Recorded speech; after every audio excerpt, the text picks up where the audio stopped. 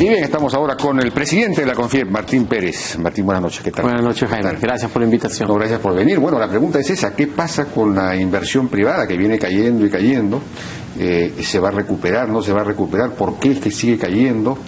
Se suponía que con el nuevo gobierno, de hecho las expectativas subieron hasta en septiembre, subieron bastante, luego han venido bajando poquito a poquito, pero han venido bajando, pero todavía estamos en terreno positivo en las expectativas, pero empresariales me refiero.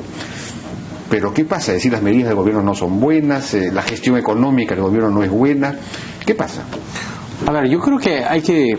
Lo primero que quisiera decir, Jaime, es que coincidimos con Alfredo Torne, el ministro de Economía. Lo que ha dicho es, tenemos que priorizar hoy día también la lucha contra la corrupción. Si es que esto no significa una pequeña disminución en el crecimiento, bueno, enfrentémoslo, pero no hay otro mejor momento que este para hacer una reforma en una serie de aspectos para luchar contra la corrupción. Por supuesto que el reto es crecer, además de todo este mal clima de inversiones que se ha generado con la situación de la corrupción de estas organizaciones brasileras, porque no las voy a llamar empresas, porque las empresas no nos organizamos para delinquir como han hecho estas organizaciones. Son organizaciones criminales, ¿no? O sea, sin duda, ¿no? Que además, y hay que decirlo, y me parece que al principio lo dijiste tú, fueron alentadas por el Partido de los Trabajadores y el expresidente Lula para exportar un modelo ideológico en la región, corrompiendo partidos políticos, financiando turbiamente o de manera poco transparente campañas de partidos políticos, que es algo que también tenemos que nosotros hacer aquí en el Perú para transparentar más el financiamiento de partidos políticos. Pero también ha habido una cierta connivencia de las empresas peruanas, en fin, que se han asociado con Odebrecht. Bueno, no se sabía pues las verdaderas dimensiones del problema, pero de todos modos Odebrecht siempre tuvo mala fama, ¿no? Yo creo que lo que tenemos que hacer es investigar, que se investiguen todas las empresas que han participado en esta situación indignante, y sean peruanas, sean brasileras, sean lo que sean, tienen que ser investigadas, y de ser halladas culpables, que a todas por igual les caiga el mismo peso de la ley. En eso estamos absolutamente de acuerdo. Lo segundo es, no es que la inversión privada, porque a veces da la sensación que los empresarios privados o que la inversión privada del sector privado no se produce. Quiero decir, si se produce, es decir, que no haya crecimiento, no significa que no hay inversión. El nivel de inversión privada en el Perú son más o menos 120.000 millones de soles en el año, ¿no? El año 2015 fue 123.000, un poquito más, cayó 6%, creemos que este año puede subir 2%, entre 0 y 2, pero no significa que no hay inversión. O sea, claro, la inversión son 120.000 millones de soles, ¿no? Claro, pero digamos en el último trimestre ha caído 10%, entonces ya cada vez cae más. Entonces yo sí creo que el clima de inversiones se ha visto fuertemente afectado por lo que estamos viviendo hoy día. O sea, el ruido político en el corto plazo no afecta el clima de inversiones, el ruido político en el mediano y en el largo sí afecta. La situación del mundo es distinta, es decir, la situación de hace 8 años es distinta de la situación hoy día. Creo que también es cierto, todos nos preparamos para una segunda ola de crecimiento que todavía no llega, de modo que si tú vas a los centros comerciales o hablas con las tiendas en general y los comercios, como lo he mencionado, te dicen: tengo capacidad instalada, es decir, mis tiendas están vendiendo al 70, al 60, al 50, al 40 o lo que fuera. No voy a abrir nuevas tiendas mientras tenga capacidad todavía para poder aumentar la situación actual. Hay stocks, por ejemplo, en maquinaria amarilla o pickups en el mercado. Hay stocks porque en el momento de crecimiento se produjo una gran adquisición de bienes de capital y que la gente también va a seguir utilizando y no va a reponer hasta que nuevamente encuentre un punto de inflexión, ¿no? Habiendo dicho esto, sí somos optimistas respecto al crecimiento del 2017. Creemos que puede llegar al 3.8, quizás al 4, lo que menciona el ministro. Pero hay dos diferencias o dos situaciones que hay que mencionar. La primera es que va a ser casi imposible que el Poder Ejecutivo solo pueda revertir una situación que afecta el desarrollo de la inversión también a niveles regionales y a niveles locales. Creo que tenemos que involucrar mucho más activamente en resolver los problemas que tiene la inversión privada en las regiones y en las municipalidades. Es decir, hay muchos proyectos que están trabados a nivel de región y de municipalidad. ¿Proyectos privados? Sí, y son cientos de miles pequeños proyectos que suman el 70% de la inversión en el Perú. Es decir, estos proyectos que tú y yo conocemos de 1.000 millones, 1.500, 2.000, de 3.600, son la minoría. Tenemos que destrabar también la gran cantidad de proyectos que son complejos de sacar adelante. ¿Por qué? Porque la municipalidad X no quiere darle el cambio de zonificación. Proyectos como un centro comercial en Huancayo que se pasó 70 días buscando la aprobación de INDECI, cuando era un proyecto que tenía estándares internacionales en cualquier sitio del mundo. Entonces, creo que tenemos que sensibilizar y hacer cómplices del crecimiento a los alcaldes y a los gobernadores regionales. Y lo segundo es que tenemos que incorporar la variable generación de empleo. No solo debemos perseguir el crecimiento del PBI, sino cuántos puestos de trabajo generamos. Creo que ese es el gran reto. El Perú ha sacado en los últimos 12 años 10 millones, quizás un poco más, 11 millones de personas de la pobreza, y eso tiene que seguir avanzando. Y lo que no podemos hacer es que quienes ya salieron regresen. Y para eso la única, y como yo le decía y a veces públicamente con el presidente Humala nos decíamos una cosa, él me mandaba un mensaje, yo mandaba otro, y decía, el tema de la inversión privada no es un tema de sentido común, no es un tema de nacionalismo, es un tema de sentido común. La gente no va a abrir un chifa o una peluquería si es que cree que no le va a ir bien. Lo que tenemos que hacer es generar estos 300.000 puestos de trabajo que nos permiten que los chicos que salen de los colegios y las universidades encuentren trabajo. Porque los programas sociales son buenos, sí son buenos los programas sociales, pero la receta para que la gente salga de manera permanente de la pobreza es la generación de empleo. Y eso es lo que hacemos nosotros en el sector privado. Entonces, lo que le decíamos al presidente Humala, y lo repetimos hoy día, a pesar de los esfuerzos que reconozco que se hacen, es déjennos invertir. O sea, tenemos que tener la capacidad de llevar adelante los proyectos, no solamente los grandazos, los pequeños también. De acuerdo. Bueno, tenemos que están pidiendo una pausa.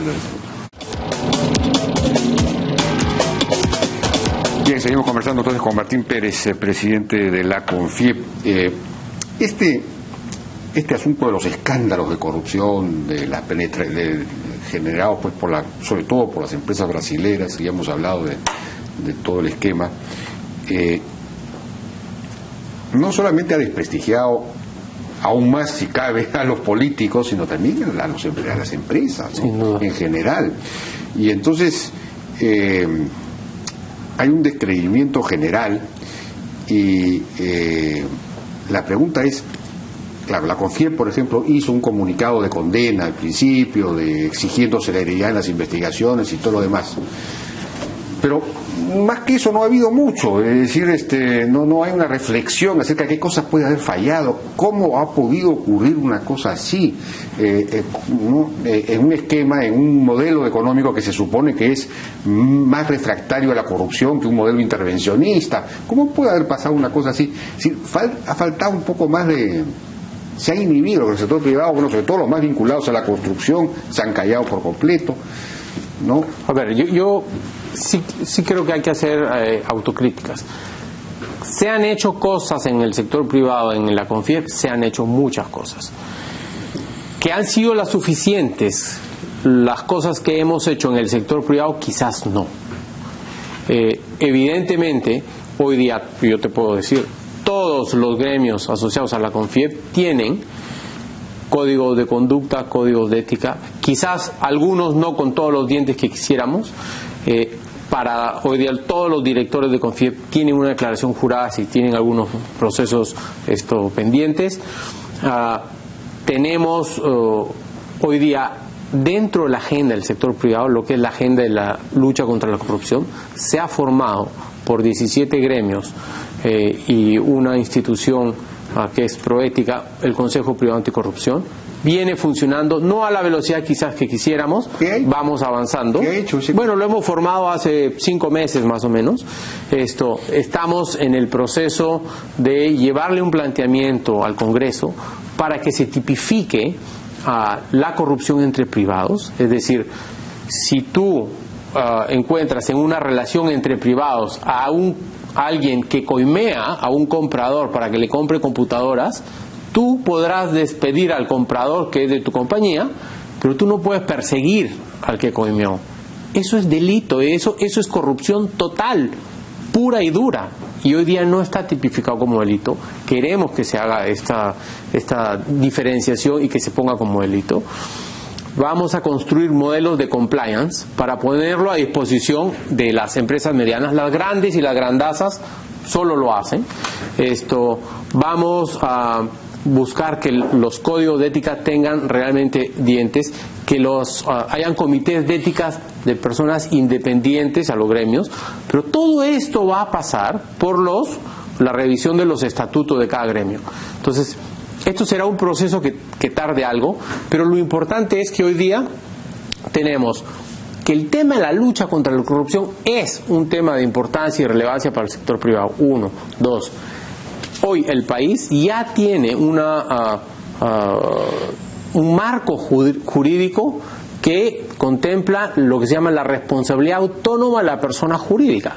Es decir, las consecuencias que pueden tener las empresas, las ONGs, los partidos políticos, cualquier persona jurídica, va más allá de la consecuencia que le alcanza a quien corrompió.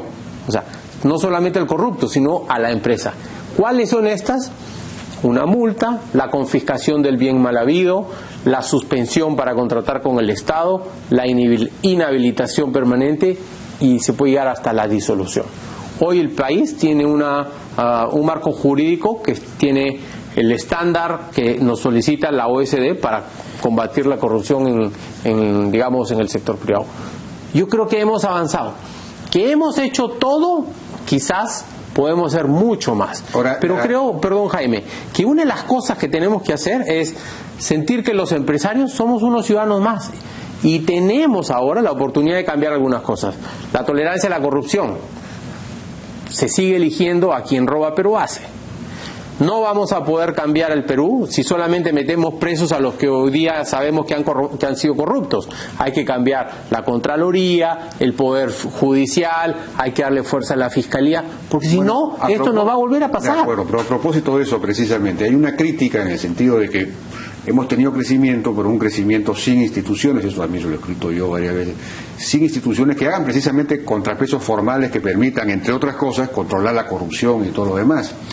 Y hay quienes están escribiendo, en el sentido, por ejemplo, Carlos Meléndez y otros, que están responsabilizando a la derecha económica, la derecha tecnocrática, la derecha económica, de no haberse preocupado por el desarrollo institucional del país, por proponer lo que estabas mencionando recién en este instante.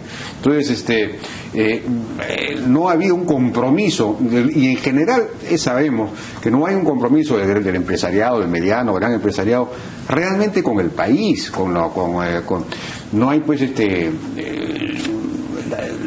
la COFIEP o los gremios no financian en general, por ejemplo, el desarrollo de think tanks importantes, salvo uno pequeñito que es el IPE, no se preocupan de generar no son clase dirigente, como diría Basadre, no son clase dirigente, son una clase que está, digamos, acumulando, pero no es una clase dirigente, no ha asumido la dirigencia del país. A ver, yo creo que yo comparto contigo esa preocupación totalmente, ¿no? Yo quisiera que más gente buena y más jóvenes y más gente capaz participe en los gremios, ¿no? Cosa que no sucede, ¿no? Yo quisiera que los gremios tengan una fortaleza económica mayor para poder hacer mucho más cosas como la que has dicho tú, los think tanks y poder llevar iniciativas hacia adelante. Sí te puedo decir que hay algunos grupos que sí están comprometidos con eso, pero la gran mayoría no. Tenemos desgraciadamente un sector informal enorme, potentísimo, ¿no? Tenemos informalidad en nuestros partidos políticos. O sea, no hemos avanzado en esa reforma. Bueno, avancemos ahora. Hoy día es el momento, por ejemplo, para que haya transparencia total en el financiamiento de los partidos políticos. O sea, se ha denigrado tanto la categoría político que nadie quiere ir a la política. Yo recuerdo que cuando yo era congresista, mis hijos me decían que eran más chiquitos: papá, tú no digas que eres congresista. Pero ya es hora que haya una masa crítica de empresarios o personas vinculadas al empresario que entren a la política, porque si no... Totalmente de acuerdo contigo. Pero entonces eso... Hay que sensibilizarlos, pero hay que sensibilizarlos... Pero se necesita pensarlo y hacerlo, pues así son cosas que se declaran, pero no hay ninguna acción. Sí, pero, por ejemplo... Tú tienes un rol importante, ¿no? Pero tú también podrías ser un político. ¿Y tú qué me dirías si yo te digo, ¿por qué no eres congresista? No, pero yo no me digas esto. Acá tengo un escaño mucho más eficiente que... Sin duda, entonces, sin duda. Pero lo mismo que te pasa a ti, le pasa a la gran mayoría de gente. O sea, desgraciadamente se ha denigrado tanto la categoría de político que son pocos los que quieren ir, ¿no? Yo recuerdo que cuando tenía 10 años menos y le dije a un amigo, voy a ir al Congreso, me dijo, no, Martín, anda cuando tengas 65 años y ya te has jubilado. Y yo le dije, no, yo quiero tratar de hacer algo por el país. Para eso van a establecer el Senado, para los senectus. O sea, en realidad sí, yo creo que esto, en general nos falta reducir la tolerancia a la corrupción, que desgraciadamente viene acompañado de este universo tan grande de informalidad que tenemos, y nos falta un compromiso de todos los peruanos. Yo no diría que es solamente el sector empresarial, para que aquellos que son buenos, doctores, ingenieros, en general gente que tiene algo que aportarle al país, se comprometa con su país y haga su servicio militar civil o civil obligatorio. Más obligación tienen quienes más recursos tienen, ¿no? Esos deberían realmente asumir un compromiso. Lo que es lamentable es esto que estamos viviendo, es que podemos terminar quizás con 3 presidentes encarcelados, y la imagen del país hacia afuera va a ser terrible. Y quiero decirte que eso no es el Perú. El Perú no es un país corrupto, que hay casos de corrupción.